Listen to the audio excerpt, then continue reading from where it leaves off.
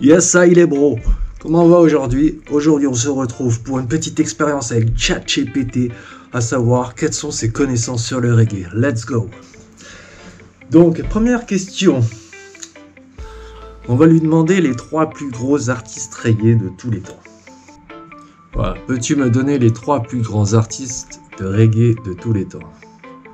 Sans faute d'orthographe, c'est mieux. Let's go. Qu'est-ce qu'elle va nous répondre? Bon, logique. Bob Marley, Peter Tosh et Burning Spear. Oui, bon, c'était sûr. Mais elle a raison, ouais. C'est juste, c'est juste, c'est juste. Premier bon point pour ChatGPT.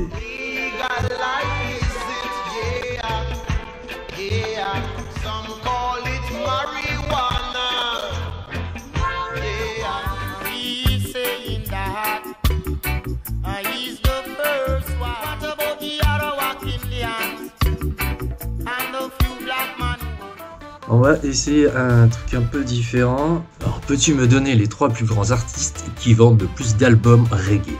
Allons-y, let's go. Bob Marley and the Wailers. Vente estimée à 75 millions d'albums. Quand même, pour le détrôner, il va falloir mettre du sien. Tandis que d'autres estiment à 200 millions. Ah ouais.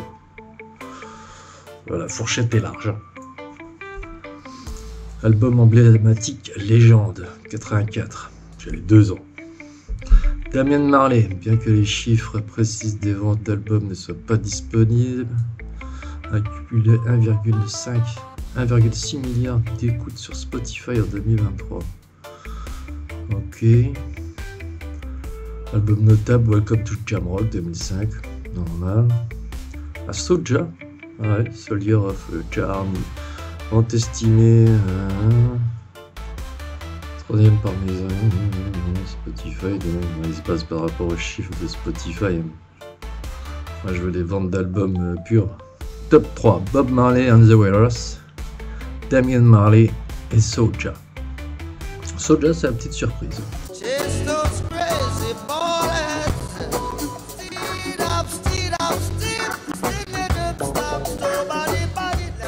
You made me chase you around, and when this dance is done, you and me are... On va partir sur les artistes FR les plus connus. Je pense qu'on peut avoir des surprises. Peux-tu me donner les 3 plus grands artistes reggae français? Alors, qu'est-ce qu'elle me dit la poulette? Danakil, Dubbing et Tiken Fakoli. Tiken Fakoli, pour moi, c'est plus du reggae africain que reggae français, même s'il chante en français. Mais ouais, pour moi, c'est plus africain. C'est pas vraiment la vibe française. Mais Danakil, Dubbing, ouais, c'est peut-être pas les meilleurs, mais c'est les plus connus. Je vais pas m'attirer que des copains en disant ça. Et Danakil, je suis pas fan. Dubbing, ça tue. Tiken Fakoli, je suis pas fan. Le reggae africain, j'ai beaucoup de mal. Ok, ben ouais, d'accord, une bonne sélection. Avant ne parlait pas de nordistes, ni de sudistes, mais aujourd'hui, mon pays va mal. Mon pays va mal. Tant d'ennemis autour d'une même promesse. Faites aux citoyens du monde, je rêve de jours meilleurs, aussi naïfs que mon opinion, qu'on puisse croire en nous-mêmes. Single le plus vendu, plusieurs millions d'exemplaires, ça nous avance pas, mais bon.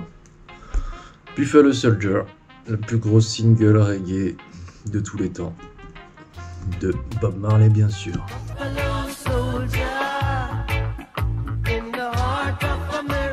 Petite question technique, on va lui demander dans quel pays et en quelle année le reggae a été créé. Alors, fin des années 60 en Jamaïque, ouais, c'est plutôt ça. Hein. L'évolution du genre musical précédent, comme le ska et le rocksteady, auquel il a ajouté un rythme plus lent et un accent prononcé sur la basse et la batterie. Et profondément enraciné dans la culture jamaïcaine, bien sûr, bien sûr. Le reggae a vu le jour vers 1968 avec des chansons comme Do the Reggae du groupe Toots and the Maytals, souvent cité comme le premier à mentionner le mot reggae.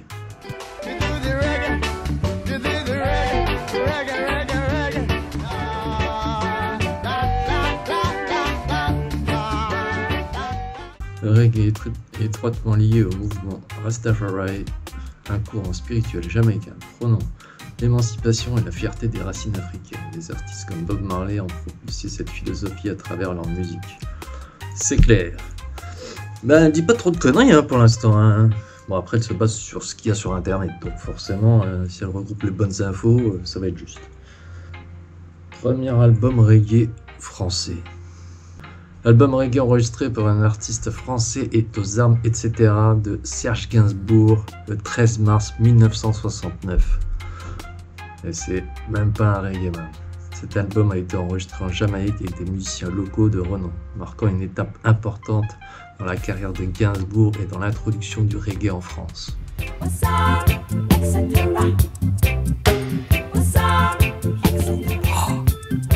Égorger nos fils, nos compagnes.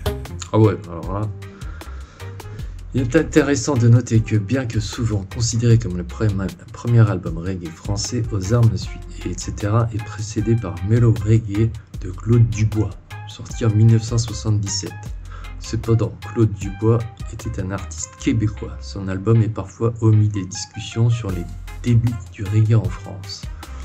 Claude Dubois. Mais qui est-ce donc ce Claude Dubois ?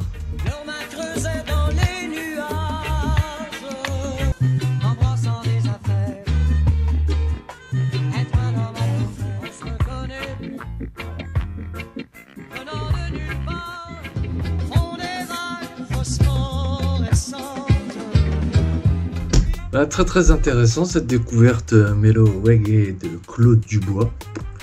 8 titres de 77. Incroyable. Et ben, ça, c'est une surprise. Ensuite, on va enchaîner par la prochaine question. Question un peu à la con. Les artistes reggae les plus riches. Bob Marley, Jimmy Cliff et Sean Paul. Bon, Sean Paul, c'est pas étonnant. Bien que décédé en 81, Bob Marley reste une icône du reggae. Sa musique continue à générer des revenus substantiels grâce aux ventes d'albums, aux droits d'auteur et aux produits dérivés. Ça, c'est la famille qui s'en est plein les fouilles. Jimmy Cliff, connu pour les titres emblématiques comme The Harder They Come ou Many Rivers to Cross, Jimmy Cliff a une carrière prolifique qui lui permet d'accumuler une fortune significative. Je pense aussi, oui.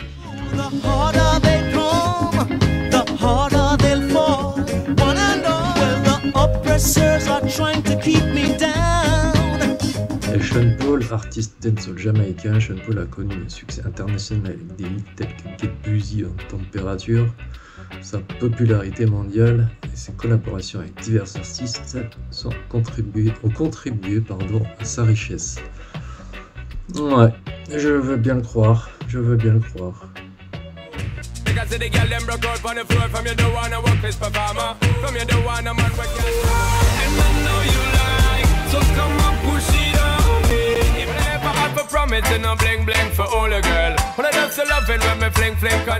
Dirty Rock, 5,7 millions d'exemplaires vendus.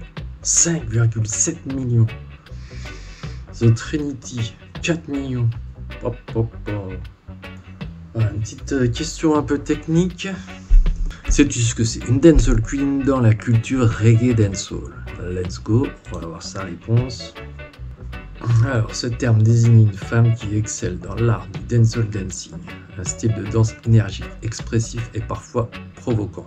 Non, du tout.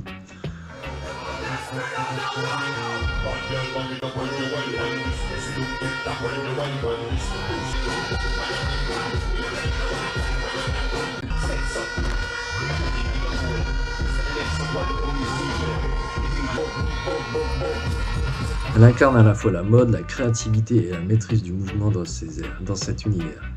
Quelques éléments clés sur le dancehall queen. Un rôle culturel. Oh. La dancehall queen est une figure centrale dans les soirées et compétitions dancehall.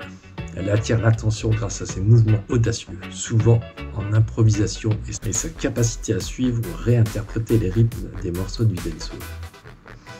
Elle reflète également la fierté, l'indépendance et la féminité dans un milieu souvent dominé par les hommes. Le titre Dancehall Queen est souvent attribué lors de la compétition dédiée comme le célèbre Dancehall Queen Contest en Jamaïque, organisé depuis les années 90. Les participantes rivalisent par leur chorégraphie, leur style vestimentaire extravagant et leur capacité à incarner l'énergie du dancehall. Une des Dancehall Queens les plus iconiques est Carlene Smith, la première à avoir popularisé ce titre dans les années 90 en Jamaïque. Elle est devenue une icône culturelle et a inspiré des générations de danseuses. Ah, ça c'est bien des années 90. Elle est mariée avec Billy. Ouais, donc Smith a une relation de longue date et une fille avec le DJ populaire Beenie Man.